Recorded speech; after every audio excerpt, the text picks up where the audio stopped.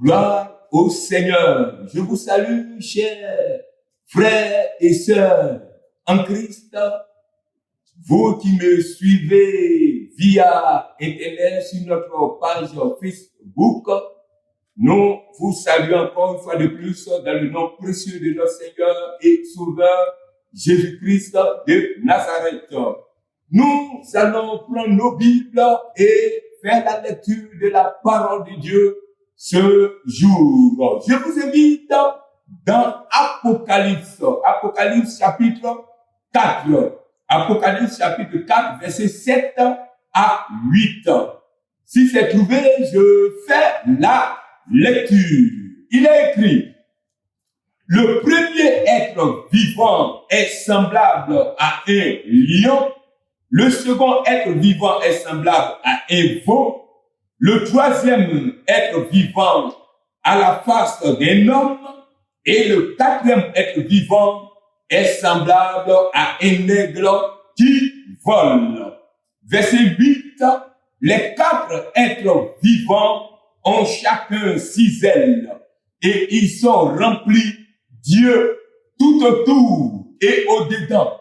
Ils ne cessent de dire jour et nuit, Saint, Saint, Saint est le Seigneur, le Dieu Tout-Puissant, Dieu Tout-Puissant, qui était, qui est et qui vient. Amen.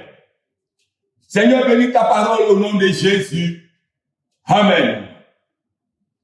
Chers frères et sœurs en Christ, dans notre sermon précédent, nous avions indiqué que le livre d'Apocalypse dévoilait ce qui était voilé aux yeux des hommes.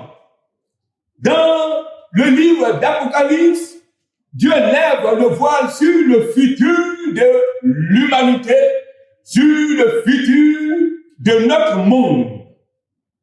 Apocalypse est la révélation que Dieu a donnée à Jésus pour montrer à ses serviteurs concernant les choses qui doivent bientôt arriver.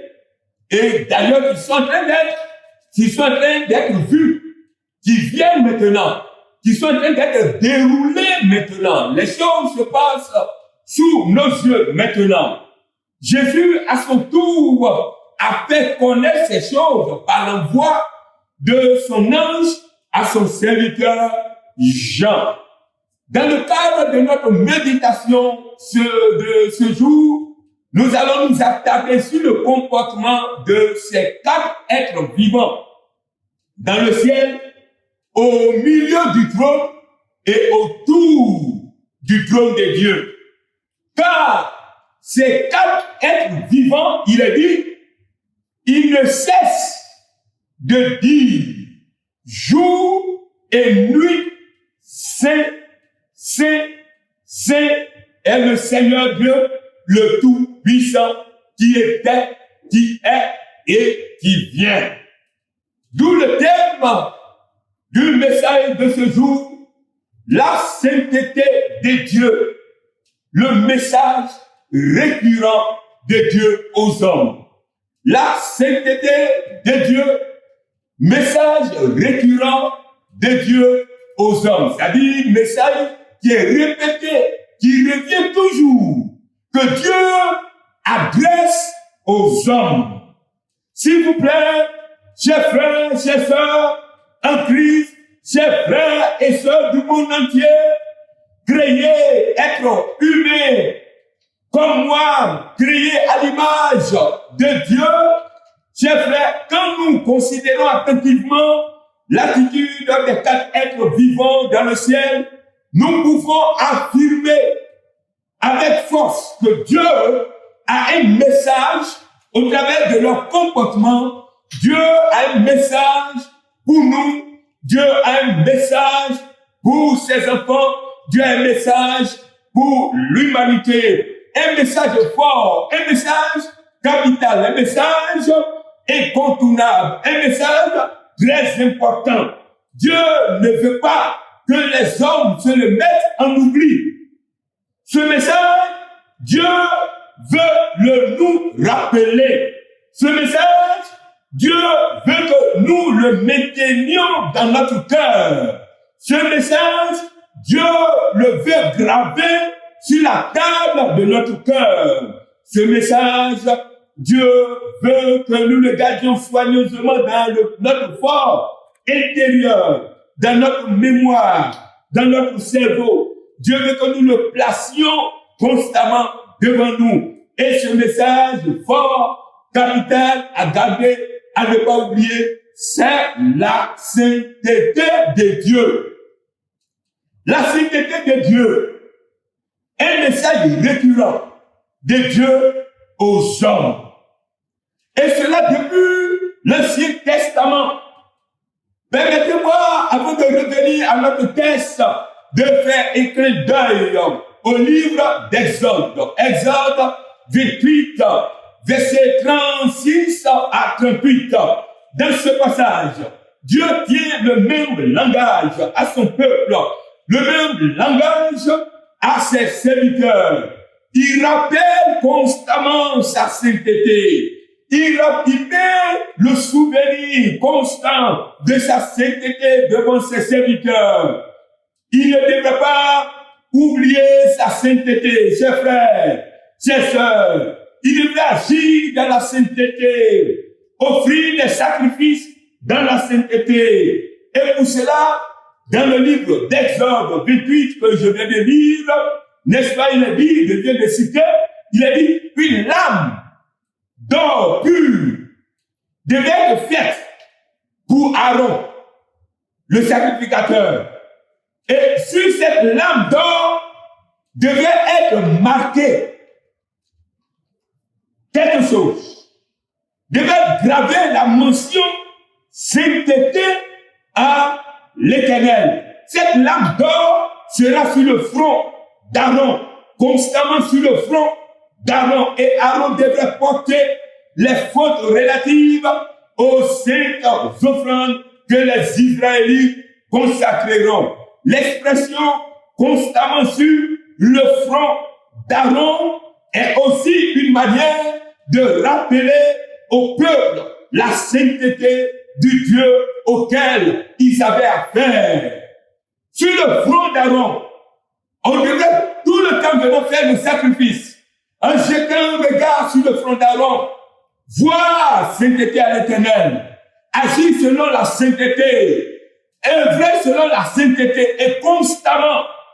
Le peuple ne devrait pas oublier et servir son Dieu dans le péché. Non, chers frères, chers sœurs, non. Vous qui me suivez, je dis non.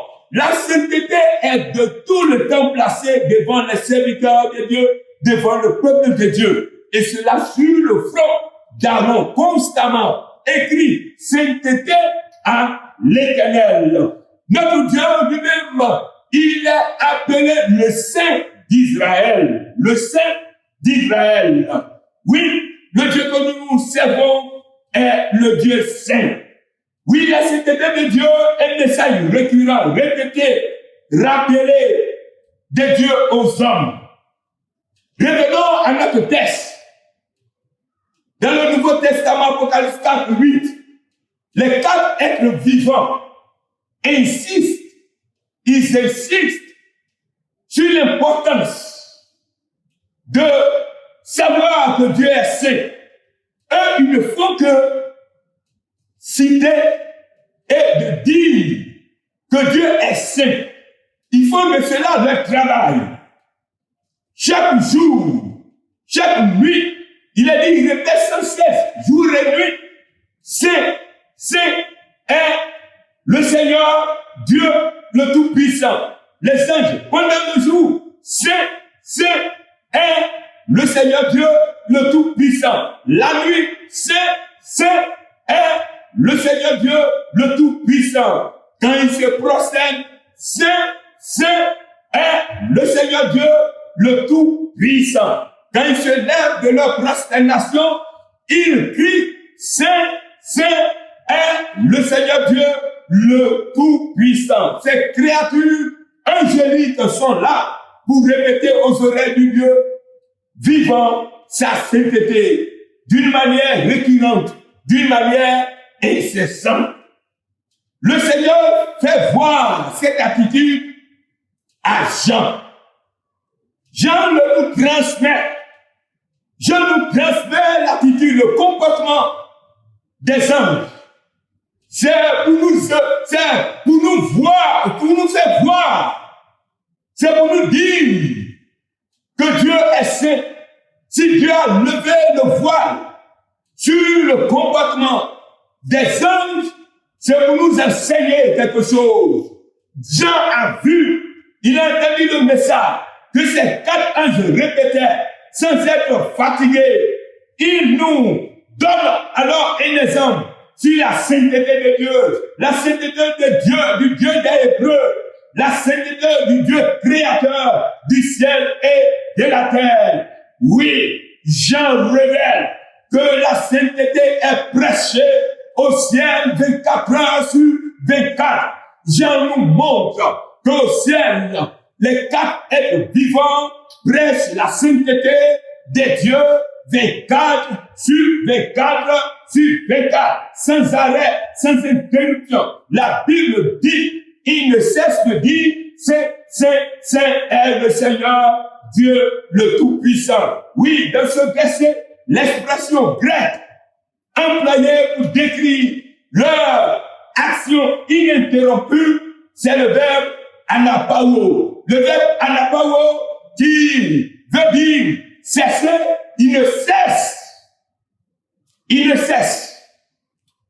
C'est fait un travail pour prendre un peu de force. Il ne cesse pas de dire que tu es saint. Il ne se repose pas. C'est aussi relâché. Il ne se relâche pas dans ce qu'ils sont en train de faire. Tout le texte sont en train de répéter que Dieu est saint. Il n'arrête pas. Il ne prend pas de pause. Il ne se repose pas. Il n'y a pas de récréation. Pas de récréation. Ils sont de tout le temps en train de répéter aux oreilles de Dieu que Dieu, tu es saint. Seigneur Dieu, tu es saint. Seigneur Dieu, tu es saint. Chers frères et sœurs, vous qui me regardez, vous qui me suivez, si nous voulons voir, n'est-ce pas, l'approbation de Dieu, si nous voulons servir notre Dieu, nous voulons que notre Dieu soit d'accord avec nous, si nous voulons voir les exploits avec Dieu, nous voulons voir des miracles, n'est-ce pas, s'opérer dans notre vie, dans notre marche avec Jésus, nous devrions, n'est-ce pas, en ces temps qui sont les derniers, nous inscrire, n'est-ce pas, dans cette logique des anges qui ont vécu dans la sainteté, prêcher la sainteté. Nous devrons, n'est-ce pas, devant Dieu, vivre dans la sainteté. Dieu sera d'accord avec nous. La sainteté de Dieu, chacun devrait le savoir. C'est ce que la sainteté de vie est au cœur du langage de Dieu. La sainteté de Dieu, la sainteté de vie est l'un des messages focaux de notre Dieu. Peuple de Dieu, pensez-vous que Dieu insisterait sur la sainteté en vain? Pensez-vous que Dieu insistera depuis l'Ancien Testament? Il ne fait que répéter sur cette nature de Dieu, qu'il est le Dieu saint, le Saint d'Israël, que sur le front de ses serviteurs, il devrait avoir la mention sainteté à l'Éternel. Les anges ne cessent de crier Saint, Saint, Saint, Saint, Saint, Saint, Saint, Saint, Saint, Saint. Pensez-vous que c'est en vain? Toi, tu me regardes, tu penses que c'est en vain? Penses-tu que c'est en vain? Mais alors, si c'est pas en vain, pourquoi demeures-tu encore dans le mal? Pourquoi demeures-tu encore dans le péché? Dans le mensonge, dans l'adultère, dans le vol, dans la masturbation, oui, dans la débauche, dans le syncrétisme religieux, dans la prostitution, dans la pornographie sur Internet. Pourquoi tu es encore dedans? Pourquoi tu es encore dedans? Pourquoi Dieu t'interpelle? Tu vois comment le monde est en agonie. Regarde un peu comment le monde est en train de partir. Là où le monde va, suis l'actualité et règle ta vie. Regarde un peu ce que le monde est devenu, ce que le monde vit. C'est l'heure, plus que jamais, l'heure de mettre notre vie en état devant Dieu. Dieu a dit dans Lévitique 11, verset 45, il a dit, soyez saints, car moi-même je suis saint. Oui, la sainteté de Dieu est au cœur du salut. Hébreux 12, verset 12 à 14.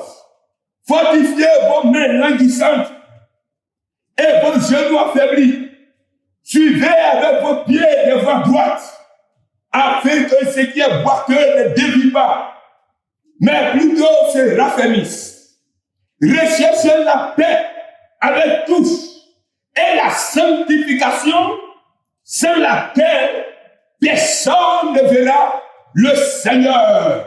Oui, la sainteté de vie est au cœur du message que Dieu adresse aux hommes. La sainteté est au cœur du salut. Si tu veux un jour avoir le ciel de gloire, rends gloire à Dieu, mais vis dans la sainteté. Dans la sainteté. Actuellement, tout le monde est confiné. Tout le monde est à la maison. On tourne sur nous-mêmes. Il n'y a pas de travail. C'est très facile de pécher. Mais je te dis, il faut véritablement tisser un lien d'amitié, une relation personnelle avec ton Dieu, en te sanctifiant, en mettant ta vie en règle, ta vie en état. Alors, Dieu va t'approuver. Chers frères, chers sœurs, oui, les anges ne cessent de dire cela.